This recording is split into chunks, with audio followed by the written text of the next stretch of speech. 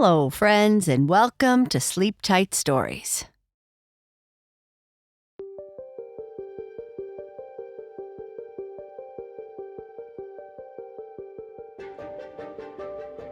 Red is back and ready for a new adventure.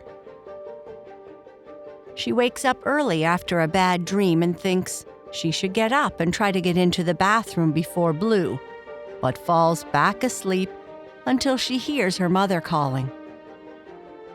After breakfast, she heads off to school with Charlie and Rachel. When they arrive, Alexa asks if she can meet after school with the rest of them to check out what she found in her backyard.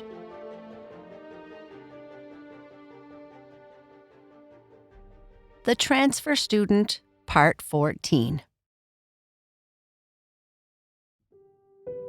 Red woke up in a sweat, her heart beating fast. She had had a nightmare again, but like many of the dreams she had been having lately, she couldn't remember the details. Just a feeling. This time, it was like someone or something was watching her. That, or she had to eat a plate of green vegetables. She was confused as to which. Were green vegetables an awake nightmare or a sleeping one? Turning over, Red wiped her eyes and looked at her clock. She still had another hour before her alarm would go off. Ugh. That meant she wouldn't get enough sleep, which always put her in a bad mood. How would she survive breakfast with Blue and his slurpy slurps and silent stinks? At least, she might be able to get in the bathroom before he did. How could one person make as much mess in the bathroom as Blue? It's like he splashed water everywhere, even on the ceiling. And being his big sister, she was expected to look after him, which seemed to include cleaning up his messes. Well, with any luck, he would be on his own this morning and forced to clean up his mess. Red let out a deep sigh. Sighing was a new habit, which she blamed on Blue, having to secretly move here and all the weird rules. I might as well lay here for a while, she thought. If I go downstairs, I might cause my mother to jump out of bed in a fright, thinking that something must be wrong. I haven't been up early since I arrived at this silly place, with all its green and blue. Even the flowers have too much color. Red then heard her mother shuffling about in her bedroom down the hall. Wow, I had no idea she got up so early every day. I assumed she had breakfast ready as fast as she did back home. There, you just had to put the ingredients in the cookery, and a short time later your meal was ready. I guess there is more to making waffles and hot cocoa here on Earth than I thought. Will this place ever be home? Red asked herself as she closed her eyes and thought back to all the things that had transpired these past months. The announcement that they had won the lottery to move to Earth, leaving behind all her friends and the only life she had ever known to come to this stinky place. And the gray. Oh, how she still missed the gray. She was still upset that her mother and father hadn't even asked her opinion before making a decision that would ruin her life. At least that's what she thought. Despite the initial quarantine, all the secrecy as to where they had come from, and the overbearing agents of the AID, life here had definitely improved. Earth wasn't Mars, but it had waffles and hot cocoa, which was just about her favorite food. She had made friends, too. Luckily, her immune system was strong because Charlie, one of her good friends and fellow Solving a Mystery Club member, constantly sneezed on her. Going to school here was incredibly boring, with yet more strange rules enforced by the Mountain, Mr. Nozel, and Principal Burke. Most of the stuff she had to study in school she had done years and years ago. They hadn't even started studying quantum chromodynamics yet. Only English was a challenge, and also incredibly confusing. Why couldn't people here just speak the English she had been taught in school? As she lay in bed, her mind drifted to the outer rings and the conversations with her father. He wasn't with them.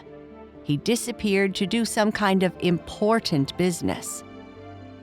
In one of their last conversations, he said that it would take generations to fix their home, and that it was time we found new places to live.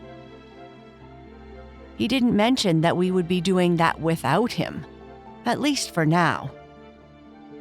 He was this fancy scientist and likely doing important work.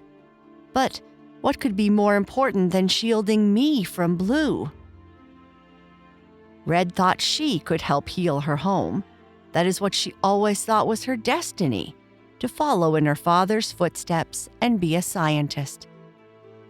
And though it was a lot of fun, the only puzzles she got to solve these days were how stinky gym socks could cause the whole school gym to smell so bad. Red then thought of the corridors and pathways of her new home, the stars, and the fun they used to have. "Red!" her mother yelled. "Hurry up and get out of bed. Your breakfast is going to get cold and you will be late for school." "What? I fell back to sleep? How is that possible? That means that Blue got in the bathroom first and is likely eating all the best waffles down in the kitchen. He always eats like he's eating his last meal. Ugh." Walking down into the kitchen, Red saw her mother dancing around the kitchen, singing a song about seeing the moon when you are looking at the sun, which made absolutely no sense. Red sat down in her chair to eat her breakfast. She grabbed the syrup and drenched the waffles. She needed the extra syrup this morning. How could she have fallen back to sleep? And the mess that her stinky brother left in the bathroom? "It's yet another beautiful day in paradise," her mother said. "The sun is shining, the grass is green, and the flowers are in full bloom." "Meh," Red said, looking out the window. "So much green." "Mom, can you teach Blue some new tricks? Every morning I have to clean up his mess in the bathroom.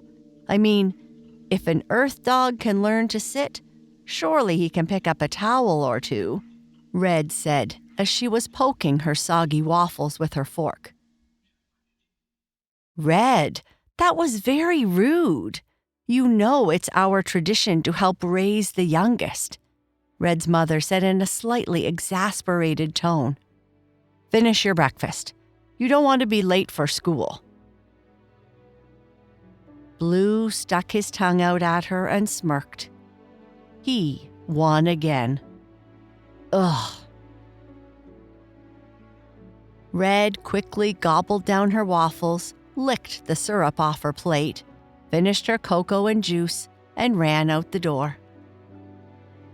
She didn't have to wait long before the big yellow monstrosity stopped outside her house. The doors opened with a clang.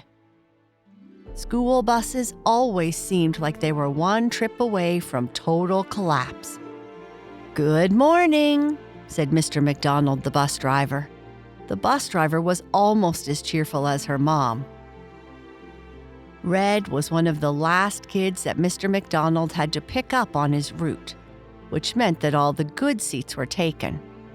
The only one that remained was the one in the middle at the back, right where she always hit her head when the bus hit a bump. This was why everyone left that seat for her. Red put her backpack on top of her head just in time for her to be sent hurling towards the ceiling as the bus hit the speed bump again. "Morning, Charlie. How was the cold virus treating you?" Red asked as she sat down beside a fellow member of the Solving a Mystery Club. Charlie sneezed, the spray missing Red, but landing on the unsuspecting girl sitting in front of him. "Oops," Charlie said. "My mom has me on some new vitamins, hoping they will strengthen my immune system so I can stop getting these colds, allergies, and other maladies." Everyone knew Charlie, not because he was so popular, but because his mother put his name on everything. On his book bag, his books, the tissue packets he took everywhere. Even on the inside of his shirt, which he often put on inside out. "Hi, Rachel," Red said to her other friend, who also sat in the back, but wisely far away from Charlie. "Oh, hi, Red. I didn't see you come on the bus. Do you still need help with your English homework?" Rachel asked. Rachel wouldn't have seen Red get on the bus because she was always head down reading a book. Usually it was a big, thick one, the kind that normal people might never want to open. But not Rachel. She would read one a day if the teachers didn't tell her to put it away in class. "I still need help," Red replied. Without lifting her head, Rachel said, "Okay. I think Alexa wants to meet after school. She sent me a message about some mystery she wants the club to investigate. She sounded quite excited about it.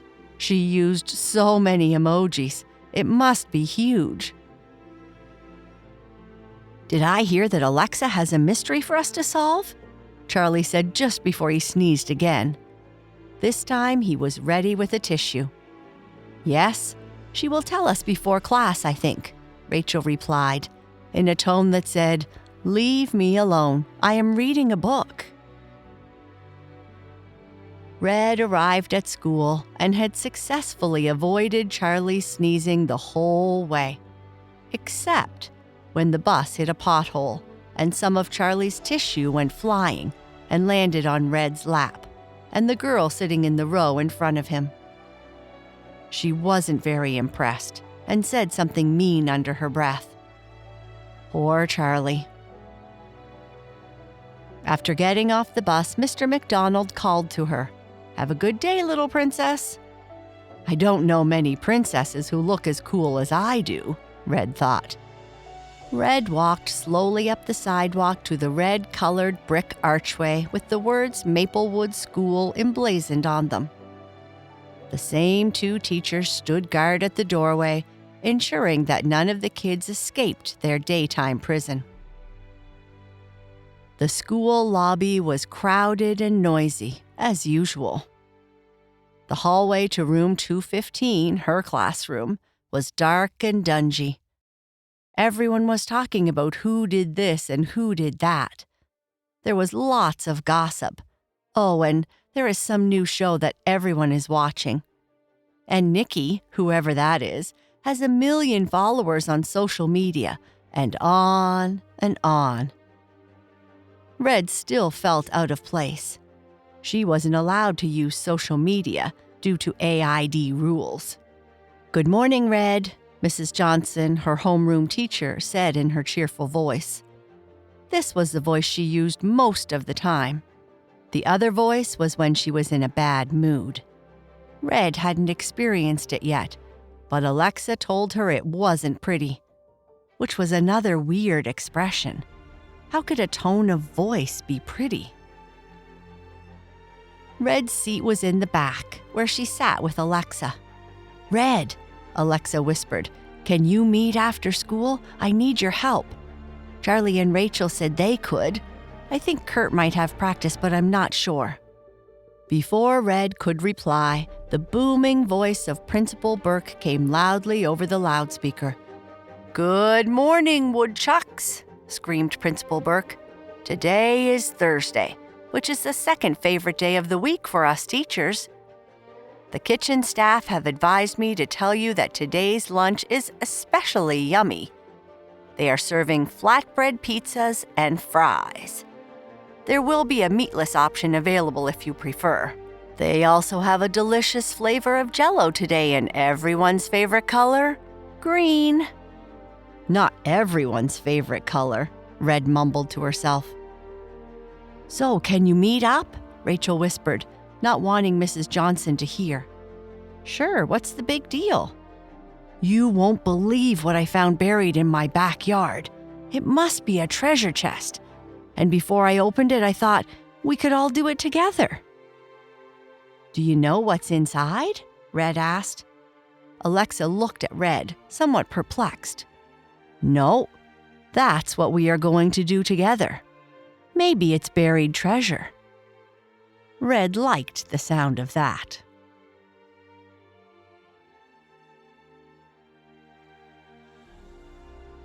And that is the end of this part. Good night. Sleep tight.